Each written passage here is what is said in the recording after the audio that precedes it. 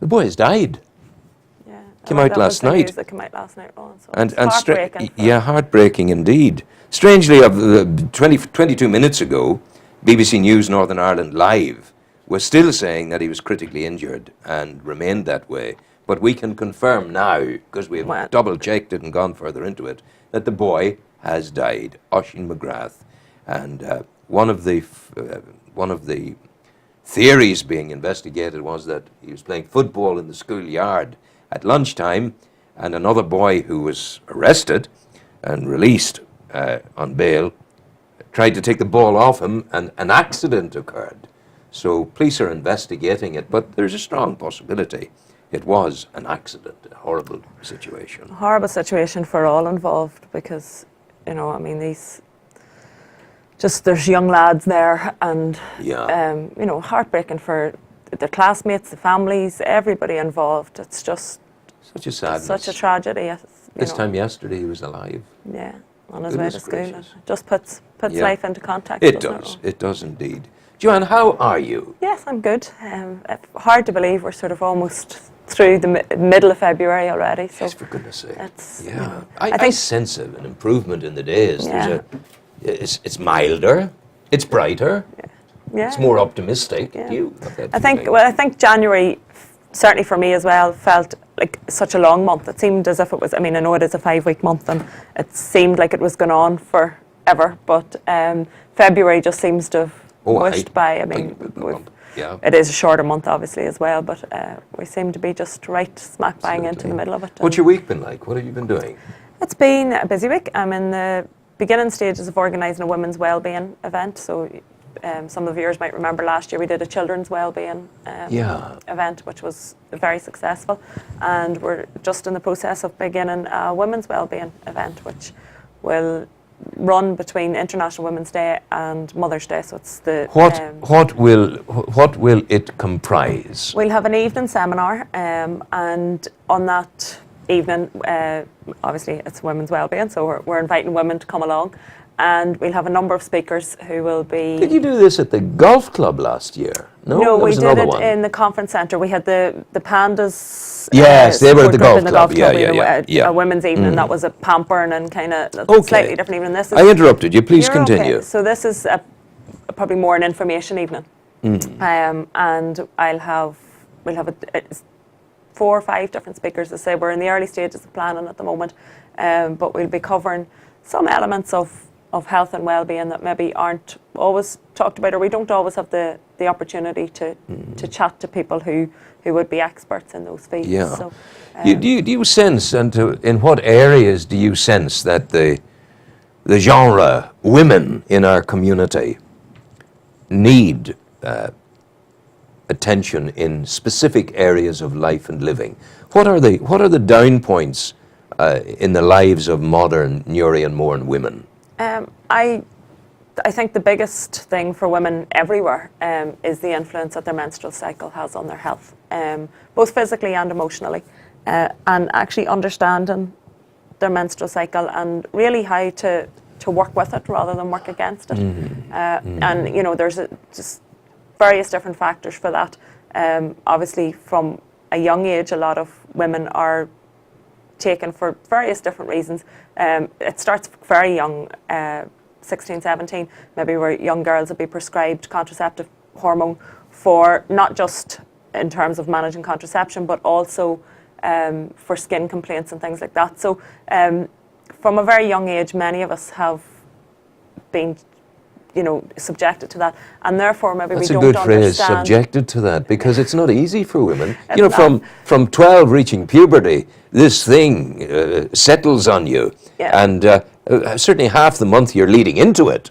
You're heading in that direction. Yeah, well, you're always, I mean, there are different phases of a woman's cycle, but a woman is cyclical, so I think that's a key point as well that women maybe don't fully understand is that yes, there's obviously the bleeding part of their cycle, but there's also their whole month is a cycle. Because there are different stages of that cycle. That process. Where we tend to focus exclusively on the 3 or 4 days or a week, depending on the individual. So I think really understanding that, and you know, I meet women day and daily of all ages who actually where it will surprise them some of the information that I can share with them regarding their cycle, and it actually equally surprises me how little knowledge they have. You see, I should hold a PhD in this, because I had one wife and 5 daughters.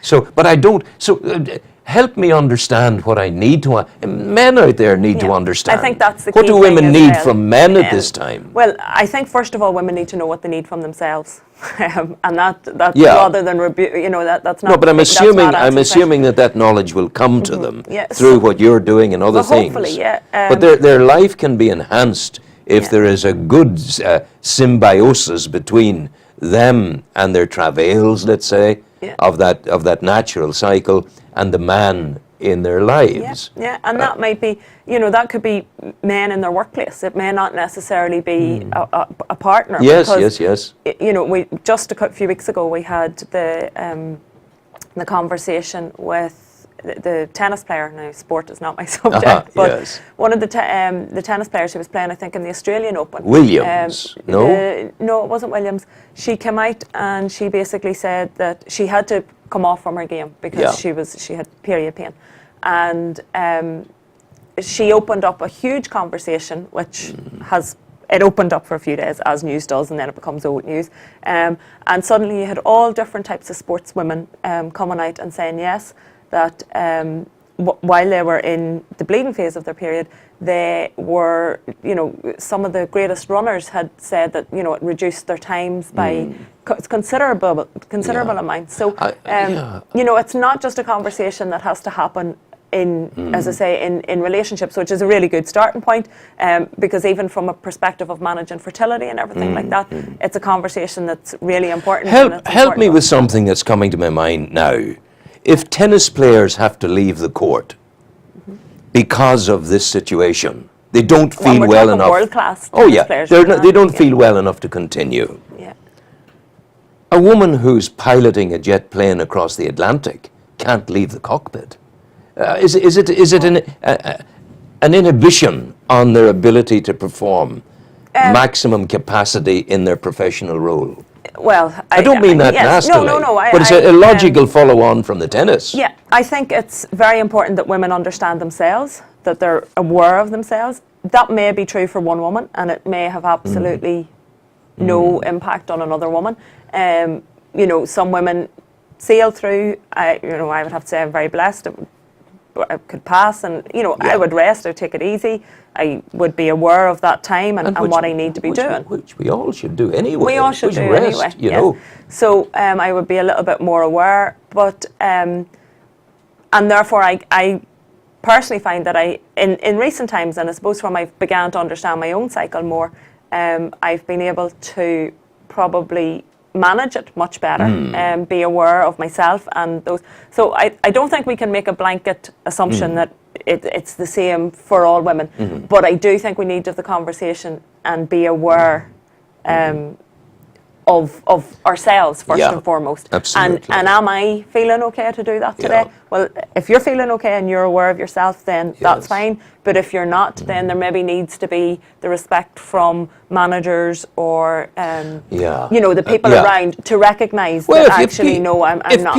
If people are being allowed to claim disability assistance for being obese, which is a self-inflicted, very often, situation. And I think that's obviously the key is often, because there's different complications. Oh, absolutely. But I mean, if that's the case, then women should, and employers are required to cosset such people and be kind to them and make sure that they're not discriminated against. Similarly, you know, women who have this problem, a natural problem, which they don't create themselves, women need the understanding, the support and the sympathy of their employers and those around them. Yeah, and I think the other thing to remember is that whilst that might be the benefit of being cyclical, is that there will be lower energy times, but there will also be higher energy times. And it's working again with that, so it's using when your energy is at its optimum, which there are times in the cycle when it will be,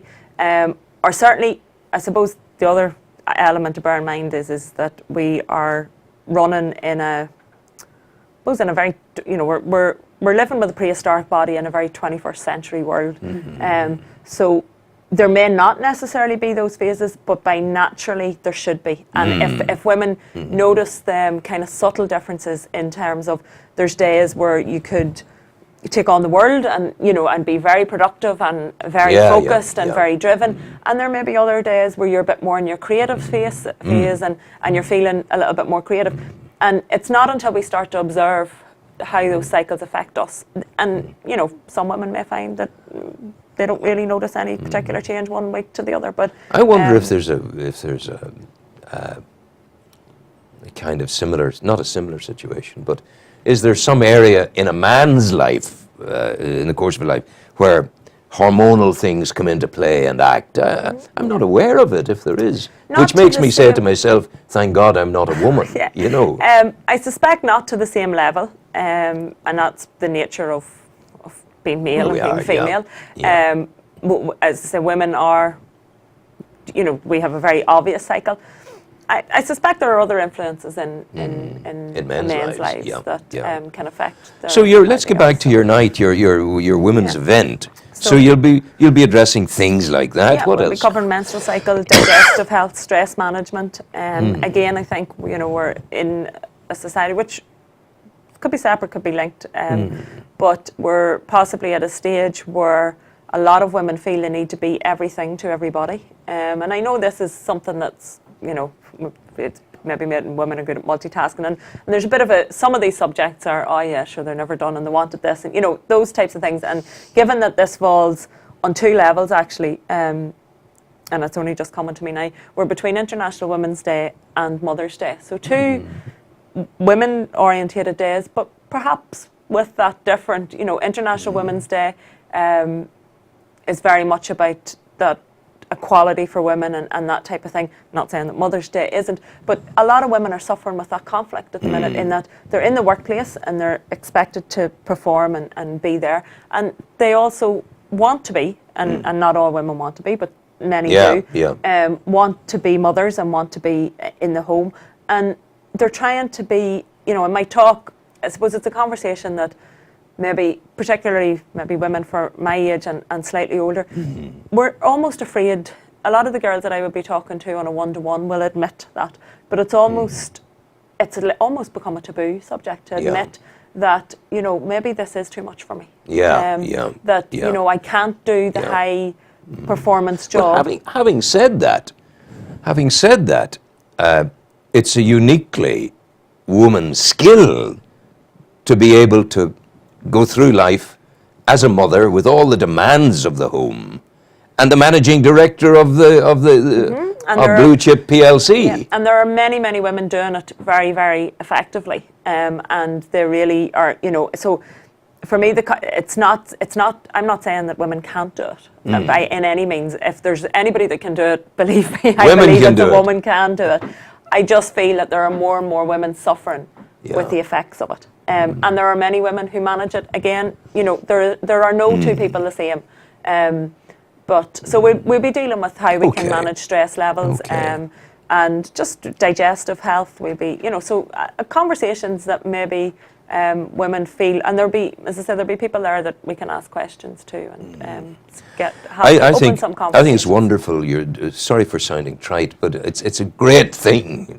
It's a wonderful thing that you're doing this for people and that you're opening up the conversation. Well, I think I just listened to an article on the news on the radio on the way in this morning, and they're talking about the demands on the health service, particularly in Northern Ireland, that GPs, we've a shortage of GPs, and that, within 2 to 3 years there will be at quite critical levels. And so something else has to give. Even the doctor that was speaking this morning from the British Medical Association stated that even if they were to begin now, it takes 5 years to train a GP. There aren't enough in the system to cope with where the demand will be. So, whilst we're waiting on the government to catch up, there's so much that we can do ourselves. And, sometimes people think those things have to cost a lot of money, and they really don't. There are simple, everyday things that we can do. Sort of self-management. I mean, Is that it? well, yeah, self-management. I mean, it's like brushing our teeth. We brush our teeth so that our teeth don't rot. Yes. So there are, and that's a simple thing. It saves money, it saves time, and it helps keep our teeth healthy. Great fun to use an electric toothbrush. My mouth feels zing. Yeah, it's that. It's an amazing device. It really fantastic. does. So, but that act of daily brushing. It saves. I don't know. I presume it saves a lot of money, and it saves a lot of discomfort, a lot of pain. And I'll tell you another act that saves a lot of to go to bed at the right time, not taking a lot of drink, to get sleep, and to get up early and do your work. It makes a person healthy, wealthy, and wise, so to speak. Well, there's the same basic things work across the board. Absolutely. But in addition, there are other techniques and other things that we can now do. your program today, finally, what have you got program on it? today, I suppose in the women's conversation, I have Una Kelly from Daisy Birthing, and Una runs active birth classes in your area. You would have met Una with me. She runs the Panda support group as well. Yes. So Una's in just to chat. She's a midwife in Daisy Hill as well, so she's in just to chat about all things pregnancy. All things pregnancy for you today on Destination Wellbeing. Yeah.